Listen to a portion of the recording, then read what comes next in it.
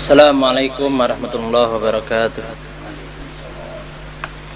Alhamdulillah, alhamdulillahirabbil alamin, wassalatu wassalamu ala asrafil anbiya wal mursalin sayyidina wa maulana Muhammad wa ala alihi washabihi ajmain, amma ba'd.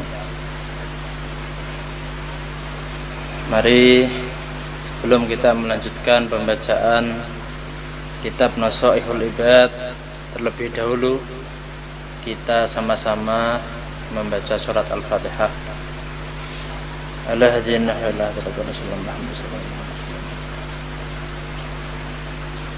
Al-Fatihah.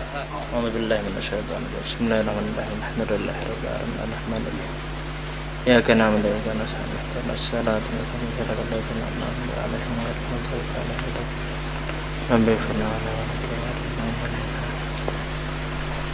Bismillahirrahmanirrahim. Wal maqalatu sadisah asyarah. Melanjutkan pembacaan kitab Nasaih, yang mana kita sampai pada makalah pembahasan yang ke-16. Jadi pembahasan ke-16 ini terkait tentang nasihat nafsu dan sabar. Kila dikatakan inna syahwata tusayyirul muluka abidan.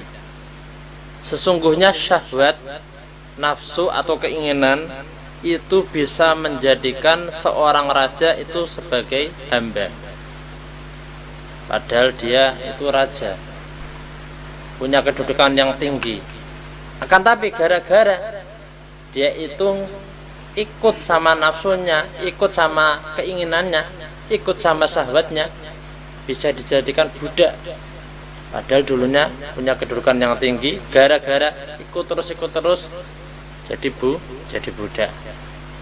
Kita lihat seumpama kepala keluarga ini kan orang terhormat di keluarga tersebut, sebuah pucuk pimpinan dalam keluarga tersebut. Akan tapi dengan mudahnya, mohon maaf, dia menuruti keinginan istri ini itu dan sebagainya. Istrinya minta ini, oh langsung dibelikan. Anaknya minta ini, langsung dibelikan tanpa disaring terlebih dahulu. Akhirnya ya dia menjadi budak. Maksudnya apa? Budak untuk keluarganya.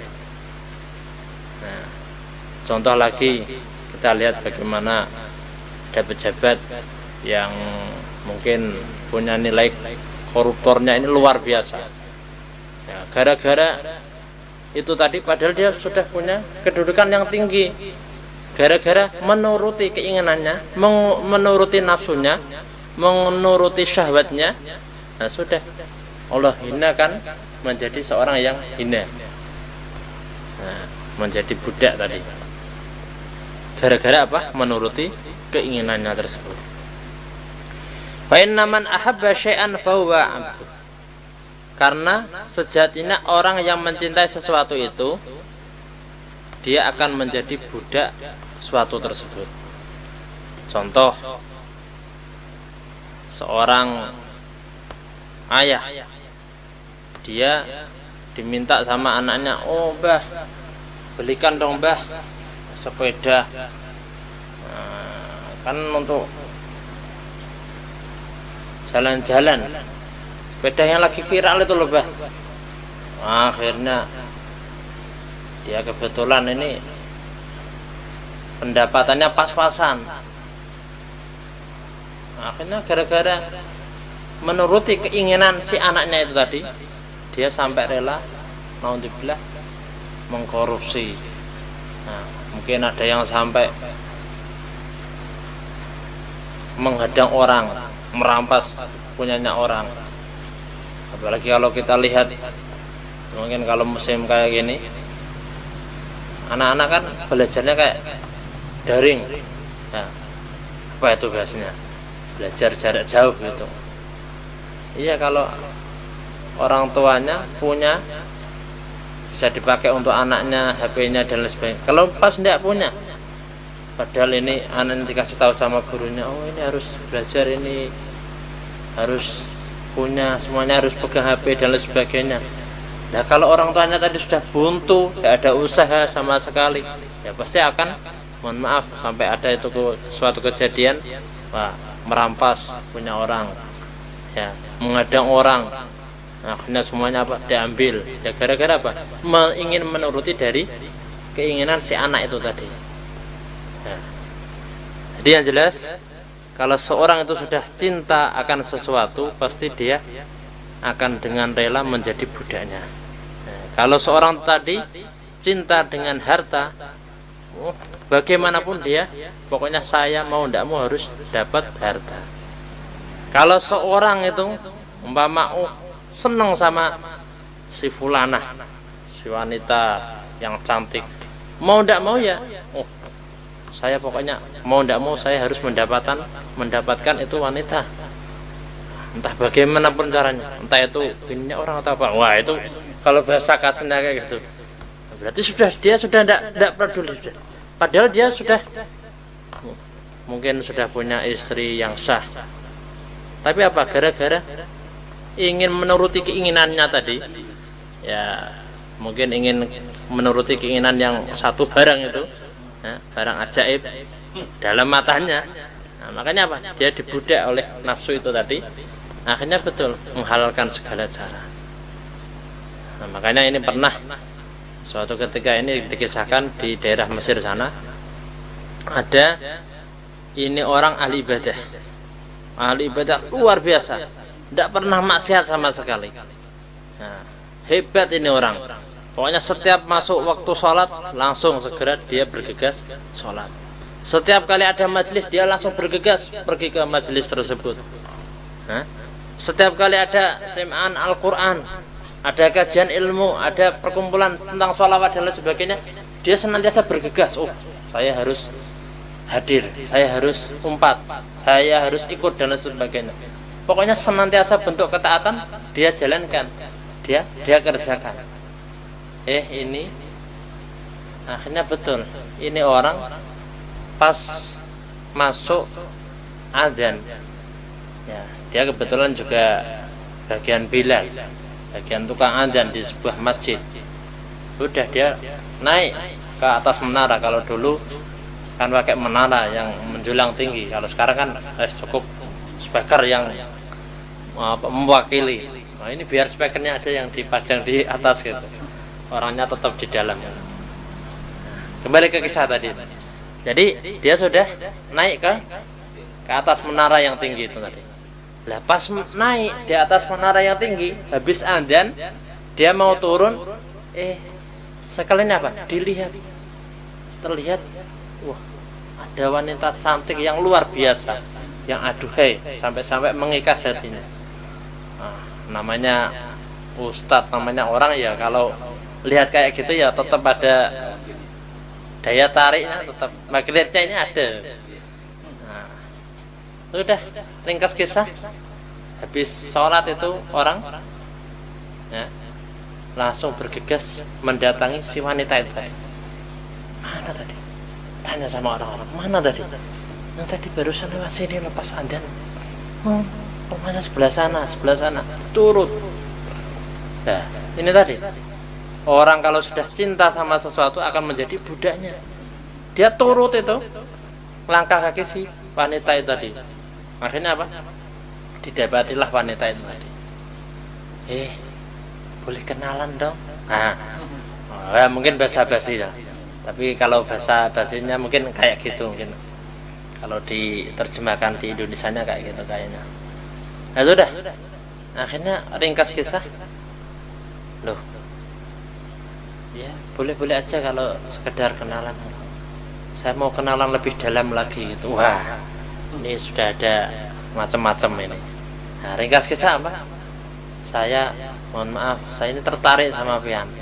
Nah, pian ini bungas benar. Sampai-sampai saya pas habis adzan melihat itu belum selesai doa adzan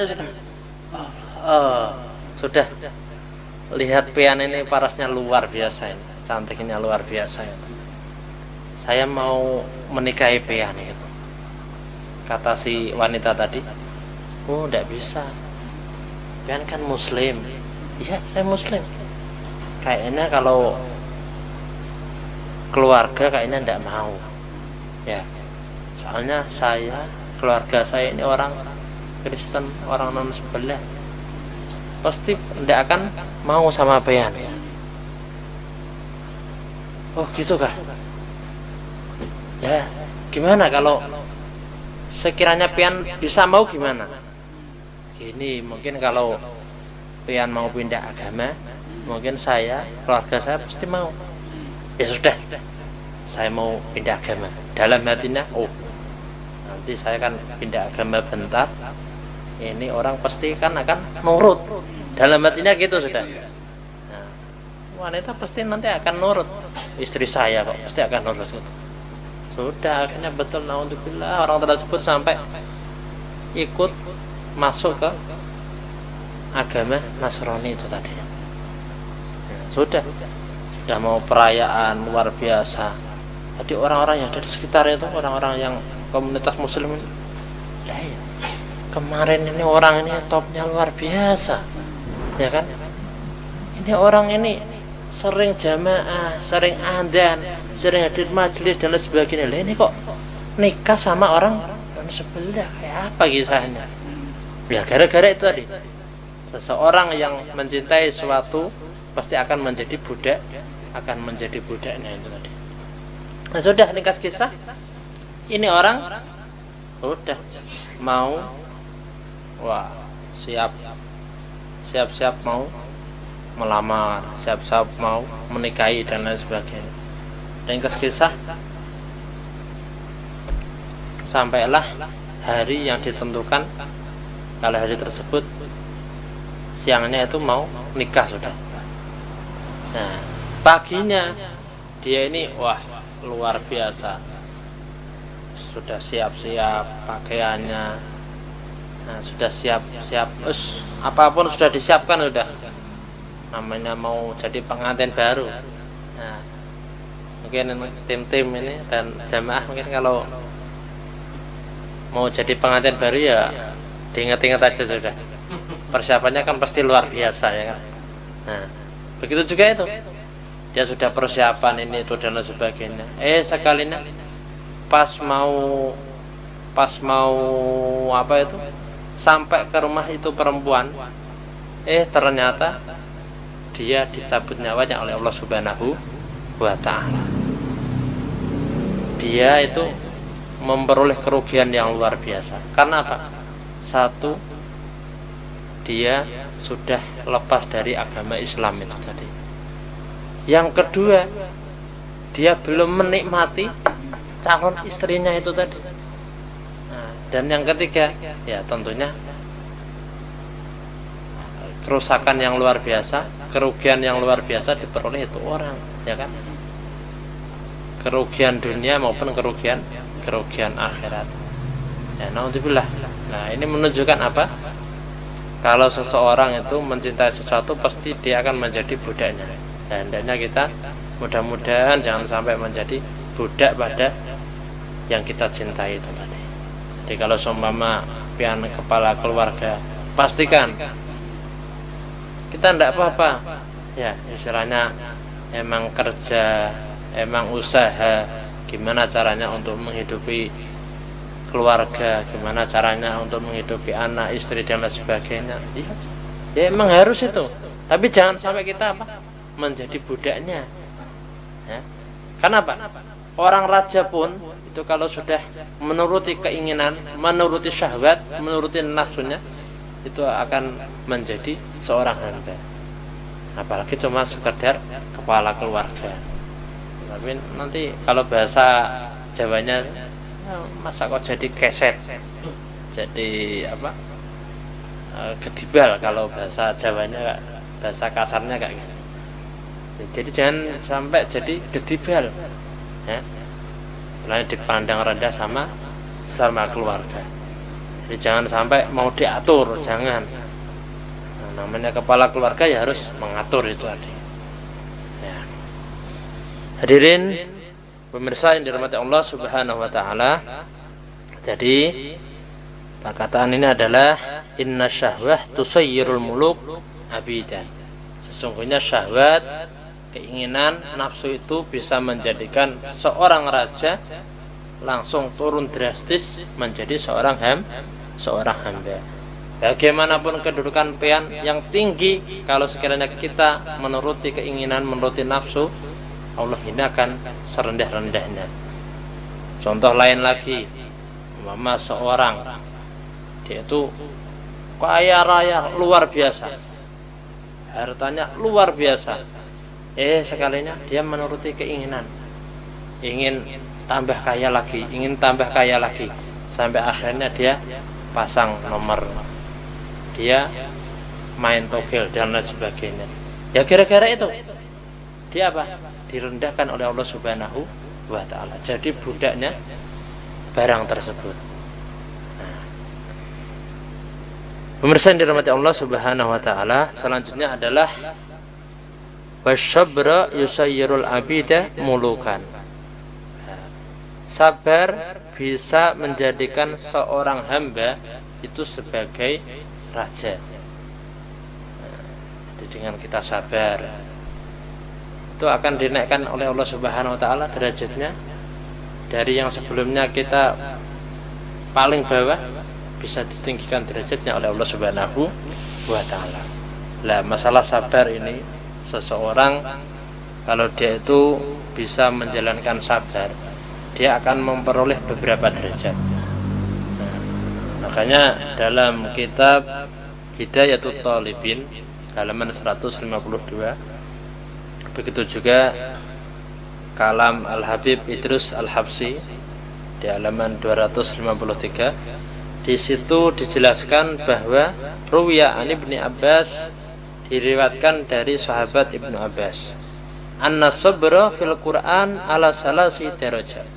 Sesungguhnya sabar dalam Al-Quran itu ada 3 tingkatan, ada 3 derajat. Yang pertama adalah sabrun ala adail faraid lahu salasumi'ah darajat. Pertama, sabar menjalankan perintah. Kita disuruh sholat, kita disuruh puasa, kita disuruh zakat, ya macam-macam sudah. Pokoknya bentuk ketaatan. Nah, kita menjalankan itu bentuk ketaatan, kita menjalankan suatu yang fardu, yaitu kita memperoleh 300 derajat. Ya. Haji kah, puasa kah, sholat kah, pokoknya kita menjalankan yang fardu, menjalankan kewajiban, kita memperoleh 300 derajat. Wa sabrun anil maharim lahu sittumi'ah darajah. Yang kedua adalah sabar mencegah, sabar menghindari dari perkara yang diharamkan oleh Allah Subhanahu wa ta'ala. Allah melarang zina, kita menjauhinya, kita menjauhi zina tersebut. Allah melarang minum khamar, kita sama sekali tidak mendekat itu minuman keras. Nah, Allah melarang ini, itu dan sebagainya, menipu dan sebagainya. Kita betul-betul menjauhi, bujur-bujur menjauhi. Saya tidak mau mengerjakan ini. Allah melarang mencuri, kita sama sekali tidak mencuri. Kita menjauhi dari perbuatan mencuri itu tadi. Nah, berarti apa? Itu kan kita sabar meninggalkan, menghindarkan dari sesuatu yang diharamkan oleh Allah Subhanahu wa ta'ala. Lahu sittumi'ah darajat. Maka orang tersebut, orang yang sabar meninggalkan sesuatu yang diharamkan oleh Allah Subhanahu wa ta'ala, dia berhak memperoleh 600 derajat. Yang ketiga, sabrun 'alal masaib inda sadamatil ula lahu tis'umi'ah darajat. Yang ketiga, sabar ketika mendapati musibah yang mana dia dikabari pertama kali langsung sabar. Nah, itu ia memperoleh pahala 900 derajat. Nah, jadi mama, mohon maaf, si A dia dikabari orang tua pian meninggal dunia. Innalillahi wa inna ilaihi raji'un. Nah, dia sabar. Saat dia mendapati kabar demikian, dia sabar. Yaitu dia memperoleh 900 derajat.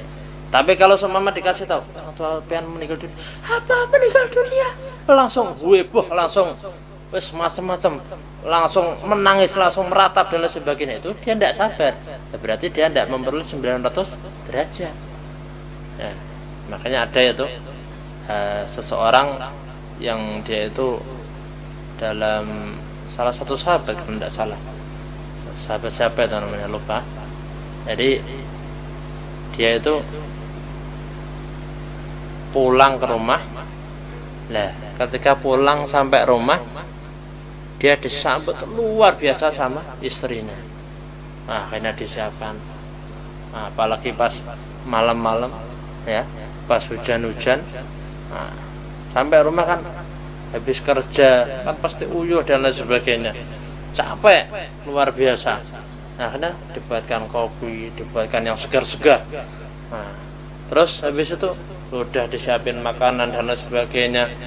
Nah, terus mohon maaf sampai-sampai diajak hubungan suami istri juga, ya.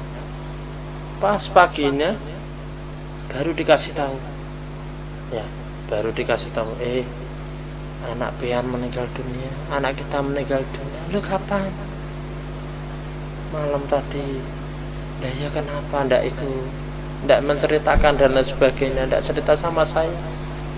Nah, saya khawatir, kan baru datang nanti gimana nanti. Jadi ini orang sabarnya luar biasa. Jadi dia ndak murah-murah, mungkin kakak, lah ya kok ndak cerita, sudah anak sudah meninggal dari malam tadi kok ndak cerita. Ndak gitu, dia sabarnya bukan main, ya. Sampai akhirnya sudah anaknya dikubur, dia menghadap Rasulullah.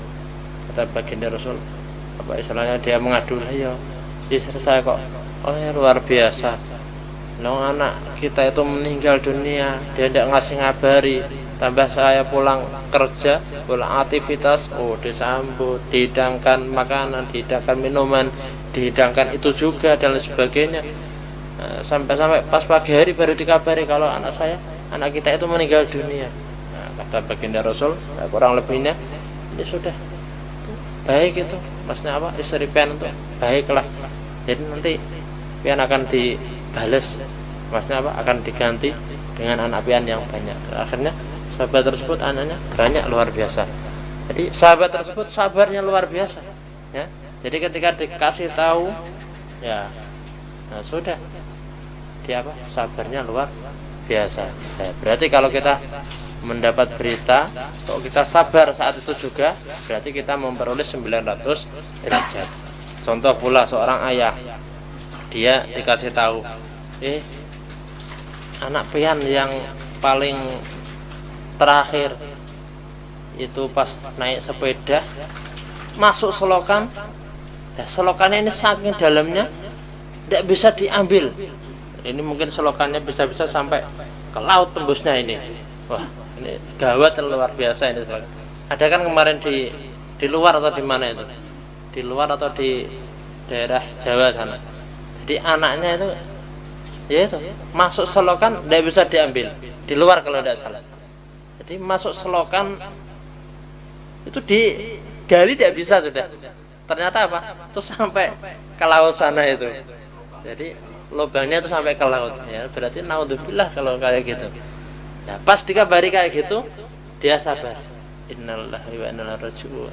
Tidak murih-murih dan lain sebagainya. Apalagi ini anak sudah lama ditunggu kelahirannya, enggak, sudah lahir, sekalinya anak itu apa masih imung-imungnya, masih senang-senangnya, masih apa lucu-lucunya, dipanggil oleh Allah Subhanahu wa taala. Kan pasti apa? Namanya orang tua kan pasti berontak.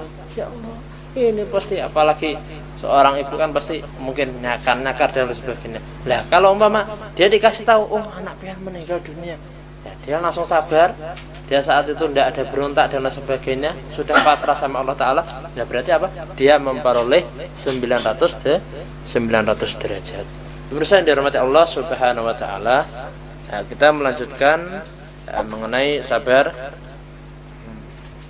Jadi ada pula itu, siapa itu? Al-Imam Ali Zainal Abidin, salah satu cucu baginda Rasul. Pernah suatu ketika beliau pulang dari masjid. Ya, ketika pulang dari masjid dimamai orang. Di tengah jalan ini dimamai orang. Oh, kamu tuh gini itu dan sebagainya. Oh, disambat macam-macam sudah. Pian ini gini. Oh, disambat yang kurang pantas sudah. Akhirnya apa kata Imam Ali Zainal Abidin?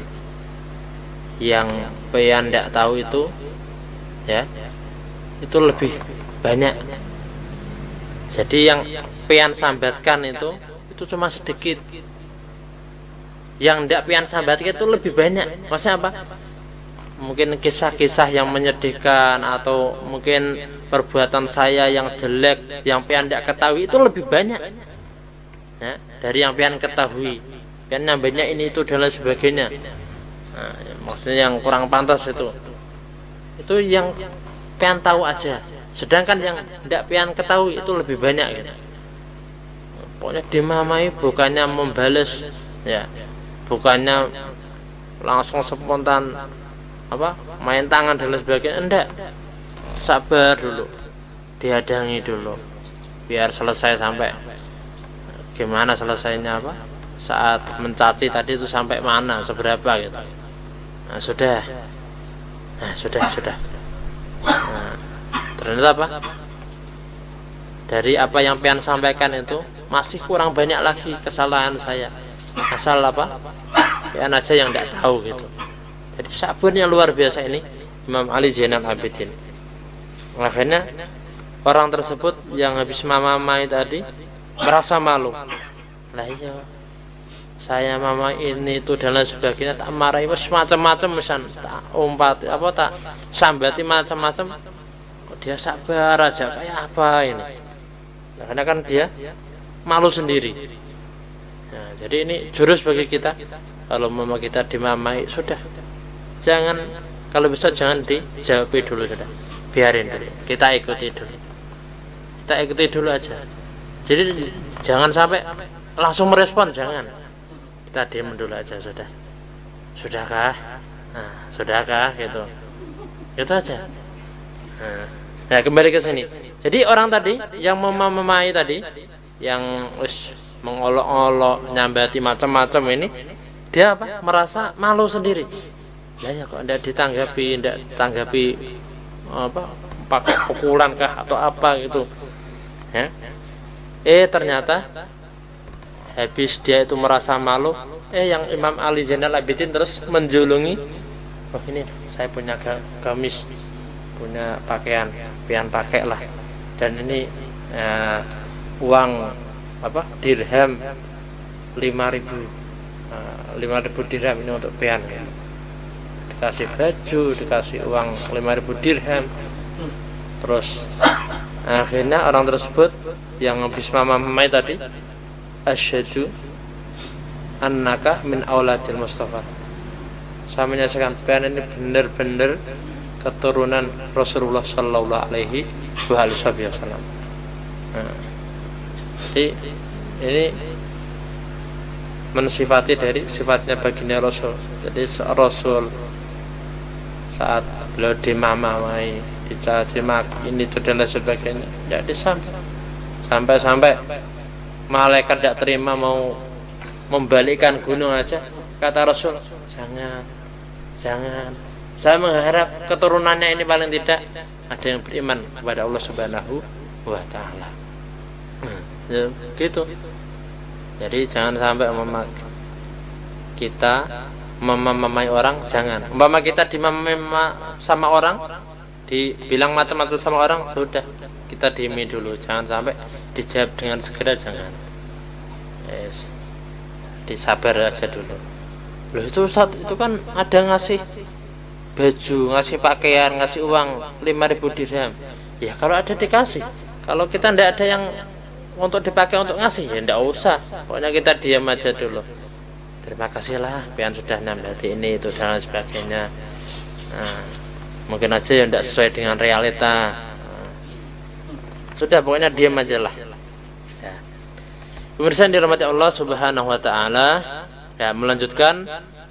Jadi wasabra yusayyirul abida mulukan. Jadi sabar itu bisa menjadikan seorang yang dia itu hamba sahaya bisa naik derajatnya menjadi seorang raja. Karena apa? Li'annal abda bisabrihi yanalu ma yurid. Karena seorang hamba dengan kesabarannya tadi dia akan memperoleh apa yang ia inginkan. Kita lihat bagaimana itu contoh kayak pimpinan, ya. Pimpinan contoh kayak dia itu sudah bekerja mulai awal, merintis usaha ini itu dan lain sebagainya. Dia awalnya ya mungkin berjualan itu ala kadarnya. Mungkin dia pokoknya sakitnya luar biasa. Akan tapi apa? Dia sabar sampai akhirnya apa? Dia punya banyak usaha. Ya. Mungkin banyak orang dari daerahnya sana tidak punya apa-apa sampai dia rela hijrah menuju ke Qurun ini. Mungkin cuma pakai pakaian satu pakaian aja yang ia pakai, ya kan? Akan tapi dengan kegigihannya, dengan kesabarannya, apa? Akhirnya dia dijadikan oleh Allah Subhanahu Wa Taala orang yang terpandang, orang yang banyak harta, orang yang mungkin dulu dipandang sebelah mata, akan tapi sekarang banyak orang yang memandangnya. Nah, sampai segitunya. Nah, makanya apa? Jurusnya adalah sabar. Karena apa? Sabar bisa menjadikan seorang hamba saja menjadi sebagai raja. Ala tara ai alla yasil ilmuk ila qissati Sayyidina al-Karim Ibnul Karim Yusuf As-Siddiq Ibnu Yaqub As-Subur Ibnu Ishaq Al-Halim Ibnu Ibrahim Al-Khalil Al-Awwah alaihimussalam wa Zulaikha fa innaha ahabba Sayyidina Yusuf na'id al-hub wa huwa yusbir ala makriha wa azayatiha. Nah, jadi kita lihat bagaimana itu kisah Sayyidina al-Karim Ibnul Karim Ibn Karim. Jadi Nabiullah Yusuf ini yang siddiq, yang betul-betul dipercaya, itu punya ayah Nabi Yakub. Nabi Yakub ini sabarnya luar biasa. Nah, beliau punya ayah Nabi Ishak yang santun. Beliau punya ayah Nabiullah Ibrahim yang menjadi Al-Khalil, punya julukan Al-Khalil, Khalilullah, kekasih Allah Subhanahu wa Ta'ala. Kita lihat bagaimana itu Nabi Yusuf. Nabi Yusuf kurang apa itu sabarnya. Jadi kecil, dia dididik di lingkungan yang luar biasa, dididik oleh ayahnya yaitu Nabiullah Yakub alaihissalam. Nah, ringkas kisah Nabi Yakub ini senangnya, himungnya bukan main sama Nabiullah Yusuf. Nah, saat kecil ini sudah tampak pada Nabi Yusuf ini, ini kelak ini yang akan menjadi pewarisku. Makanya sampai namanya orang tua kan pasti kelihatan sama anak-anak yang lain. Nah, itu abah kok himung benar itu sama Yusuf itu. Sampai akhirnya menjadikan saudara-saudara Nabi Yusuf yang lain, yang mungkin lain ibu, ya, itu sampai merencanakan sesuatu yang tidak baik pada Nabiullah Yusuf. Akhirnya betul Nabiullah Yusuf diajak main di siapa tadi, saudara yang lain tadi bilang, ini mau saya ajak main ini Yusuf. Kemana? Jangan jauh-jauh dari rumah. Ndak, kita akan jaga gitu. Sekalinya diajak main, diajak petak umpet di samping sumur. Nah, sekalinya apa? Nabiullah Yusuf tadi dimasukkan dalam sumur. Nah, pernah itu suatu ketika, kesempatan kapan itu kan pernah kita sampaikan. Jadi malaikat Jibril kan tugas yang paling berat yaitu apa? Saat Nabiullah Yusuf, salah satu di antaranya kan Nabiullah Yusuf dari atas bibir sumur itu tadi dilemparkan sampai bawah. Nah, malaikat Jibril kan dapat instruksi dari Allah Subhanahu wa Ta'ala, ya kan? Wahai Yusuf, wahai Jibril, itu pian selamatkan Yusuf itu. akhirnya langsung diselamatkan. Jadi dilempar oleh saudaranya sampai akhirnya di dasar sumur. Nah, ringkas kisah, akhirnya ini Nabiullah Yusuf diselamatkan oleh saudagar yang saat itu mau minta air minum itu tadi. Nah sudah, akhirnya dijual di pasar sampai akhirnya ke Siti Zulaikha itu tadi, nah, ke permaisuri, sampai akhirnya ada gosip, oh ini orang sudah mau apa ini, masa si istrinya gubernur kok mau meminang sama pelayannya. Ya sekalinya apa, semuanya diundang, ibu-ibunya itu diundang. Nah, raja-raja gosip kan ya saat dulu itu ada sudah. Jadi pas dihidangkan pisau sama buah-buah itu, ya sekalinya kulitnya yang kelupas. Soalnya apa? Melihat elok kan dari Nabiullah Yusuf itu. Nah sudah, akhirnya diangkatlah itu Nabiullah Yusuf jadi bendahara di kerajaan tersebut, sampai akhirnya naik tahtanya lagi. Nah, sampai bisa memimpin negeri tersebut dan memperistri Siti Zulaikha. Nah, jadi luar biasa itu kesabaran dari Nabiullah Yusuf. Akhirnya dari awalnya itu sebagai seorang hamba sahaya, Allah naikkan derajatnya sampai menjadi seorang raja. Akhirnya berdampinglah itu Nabiullah Yusuf sama Siti Zulaikha, yang mana ini Siti Zulaikha ini senang luar biasa kepada Nabiullah Yusuf. Akhirnya sampai-sampai kan dalam sebuah doa pernikahan kan pasti ada apa itu, ya Allah jadikan apa rasa mahabbahnya seperti mahabbahnya Rasulullah kepada Sayyidatuna Khadijah, seperti mahabbahnya Nabiullah Yusuf sama Siti Zulaikha, seperti mahabbahnya Sayyidina Ali sama Sayyidatuna Fatimatus Zahra, sampai tersusun dalam doa orang pernikahan tadi. Jadi ini merupakan luar biasa dari buah kesabaran itu tadi. Nah, mudah-mudahan kita semua dijadikan oleh Allah Subhanahu wa taala hamba-hamba yang senantiasa bersabar, senantiasa tidak menuruti syahwat, tidak menuruti keinginan, tidak menuruti nafsu, yang bisa menjadikan hamba yang terhina. Dan mudah-mudahan kita dijadikan oleh Allah Subhanahu wa taala orang yang sabar, orang yang betul-betul menjalani apa yang digariskan oleh Allah Subhanahu wa taala, sabar akan ketentuan Allah Subhanahu wa taala. Amin amin ya rabbal alamin. Al-Fatihah.